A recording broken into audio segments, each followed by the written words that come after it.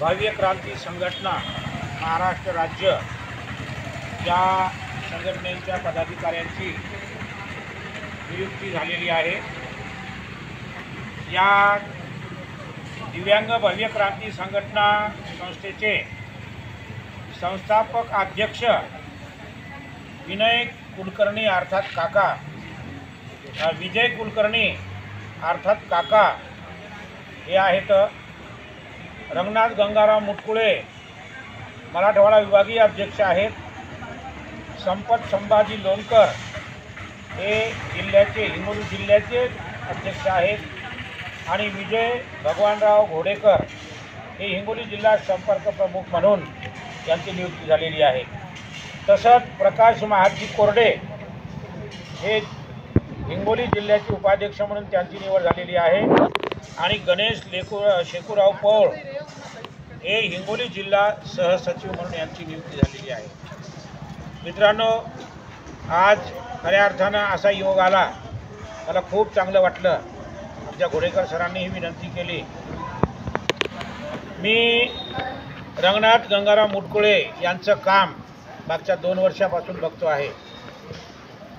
दिव्यांग असूनही आणि घरची परिस्थिती सर्वसाधारण असून देखील रुग्णमित्राची सेवा आम्ही म्हणून सेवा जेव्हा करत होतो तेव्हा आम्ही बघितलं की या माणसाला बुधवारी सकाळी 10 ते 1 वाजेपर्यंत संपूर्ण वेळ या ठिकाणी देत होता। तर संपूर्ण वेळ देत नाहीत ते, तर प्रत्येकाला धरून प्रत्येकाला मार्गदर्शन, प्रत्येकाला ऑनलाईनपासून तर सर्टिफिकेट निघेपर्यंत, निघल्यानंतरही त्याचं पर्सेंटेज जर कमी आलं असेल तर ते सर्टिफिकेट काही उपयोगाचं नाही। म्हणून याला कशा पद्धतीने आपल्याला हे करता येईल या बाबतीत हे रंगनाथ मुटकुळे आमच्या समोर या ठिकाणी काम करत होते आणि अक्षरशः या माणसानं याचे व्हिडिओ जर पाहिले, मी या माणसाचं जर काम पाहिलं, दररोजचे मी व्हिडिओ पाहतो, त्यावरून असं वाटते की जणू काही हा माणूस केवळ जिल्ह्याचं नव्हे तर राज्याचंही काम सांभाळण्याच्या लायकीचा हा माणूस आहे। त्याच्यामध्ये मी बारकाईने, मी राष्ट्रपती पुरस्कार प्राप्त शिक्षक असल्यामुळं आणि मी क्लास 1 म्हणून काम केलेलं असल्यामुळं माझी दृष्टी त्यांच्याकडे बघण्याची थोडीशी वेगळी होती की कुठे कोणाला बोलतात का, कुठे कोपऱ्यात जाऊन 2 रुपये घेतात का, किंवा कुठे म्हणजे येणाऱ्या फक्त श्रीमंत आणि अशाच अपंगाला ते मदत करतात का, तर नव्हे।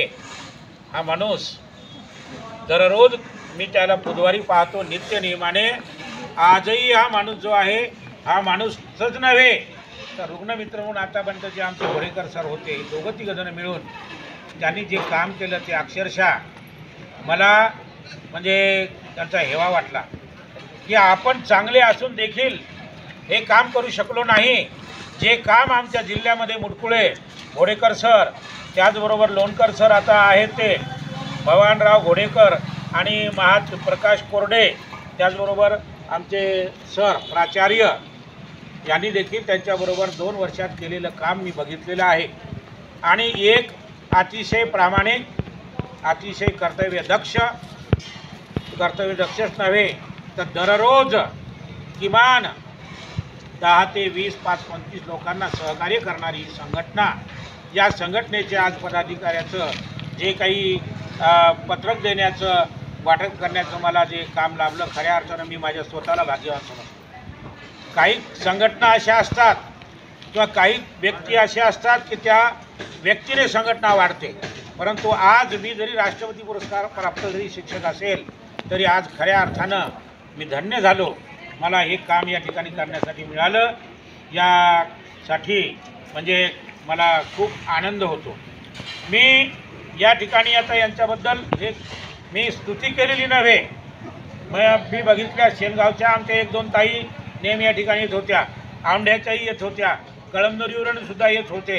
म्हणजे ही एक इतर संघटनेसारखी मरगळलेली किंवा स्वार्थ साधणारी किंवा इतर साधणारी संघटना नसून ही एक निस्वार्थपणे ज्याला देवाचं काम म्हणतात, ज्याला पुण्याचं काम म्हणतात, खऱ्या अर्थानं देवळात जाणे, पूजा करणे, दर्शन घेणे हे कसल्याही प्रकारचं देवाचं काम नव्हे, तर हे जिथे जागते हे सगळे देव आहेत ईश्वराकडे, याची निश्चितच त्या सगळ्या कामाची नोंद होणार आहे आणि सगळ्याला न्याय मिळेपर्यंत अशाच प्रकारे एकी ठेवा. मला दुसरी एक गोष्ट फक्त सांगायची, संघटना होत असताना खूप आपण संघटना झाली, लेटर पॅडवर माझं नाव आलं, माझं हळूहळू काय होते की आता नाव आलं, एकदा माझं नाव झालं, व्हॉट्सअपला मी गेलो, आता मला कुठं जायची गरज नाही, मग मी वेगळे कारणं सांगायला लागतो. हे या संघटनेचं पद म्हणजे अध्यक्ष नव्हे किंवा उपाध्यक्ष नव्हे, तर या संघटनेचं पद म्हणजे एक पतिव्रतेचं म्हणा किंवा एक मोठ्या अशा सैनिकाचं संघर्षाचं पद आहे.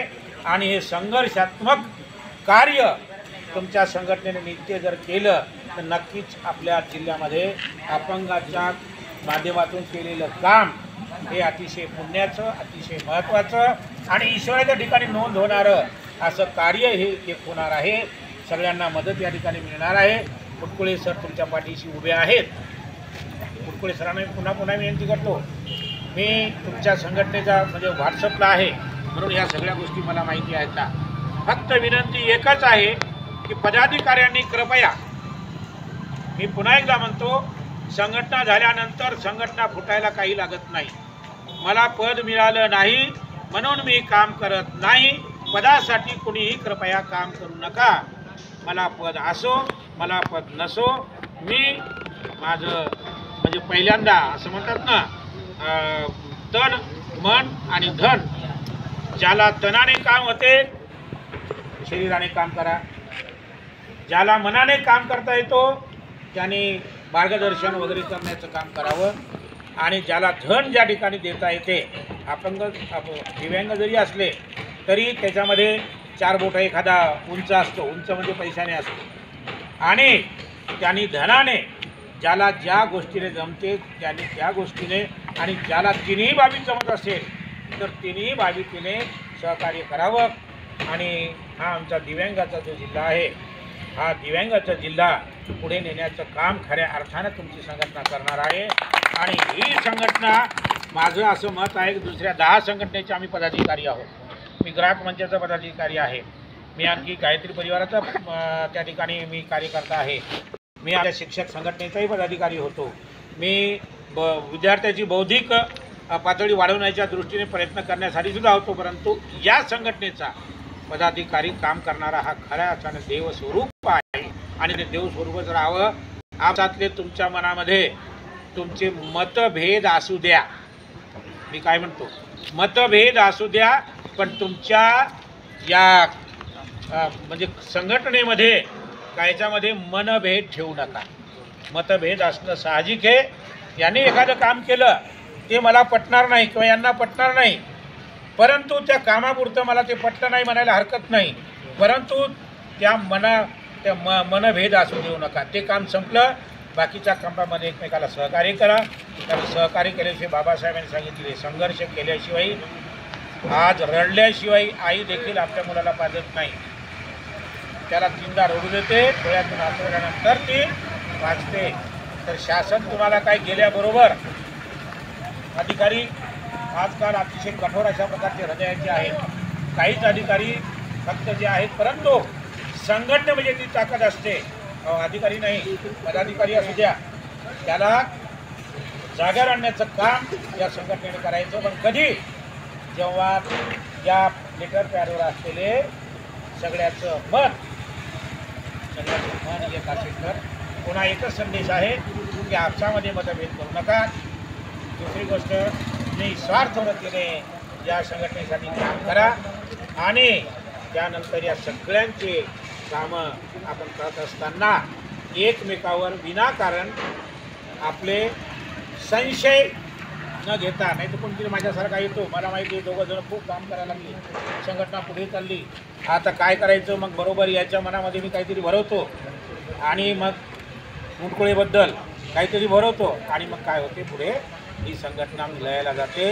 एकमेकावर संशय घेऊ नका. या 2-3 गोष्टी जर पाळल्या, पहिली गोष्ट एक मनाने काम करा, मतभेद करू नका.